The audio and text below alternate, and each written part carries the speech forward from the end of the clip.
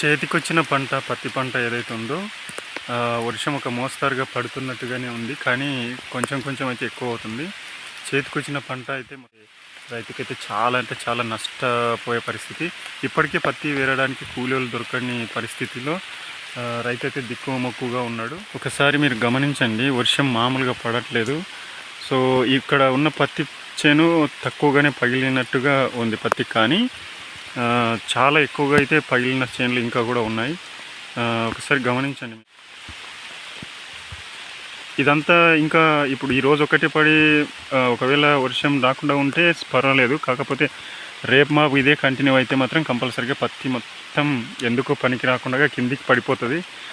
ఇప్పుడు నడుస్తుంటేనే సాలు వెంబడి చాలా పత్తి అయితే కింద పడిపోతుంది అన్నట్టు. అయితే ఒకసారి గమనించండి. ఇప్పటికే రైతులకైతే కూలి వాళ్ళు దొరకక వేరే ఊరు నుంచి కిలోలు ఎక్కువగా తీసుకొచ్చి ఏర్పిస్తున్న పరిస్థితి అయితే ఉంది. ఇలాగే ఇది కంటిన్యూ అయ్యి ఇంకా ఇప్పుడే వాతావరణ శాఖ కూడా హెచ్చరికలు జారీ చేసింది. రానున్న 2-3 రోజుల్లో భారీ వర్షాలు ఉంటాయని. ఇంకా ఇప్పుడు ఎంత ఎక్కువ పడితే అంత లాసే రైతుకైతే.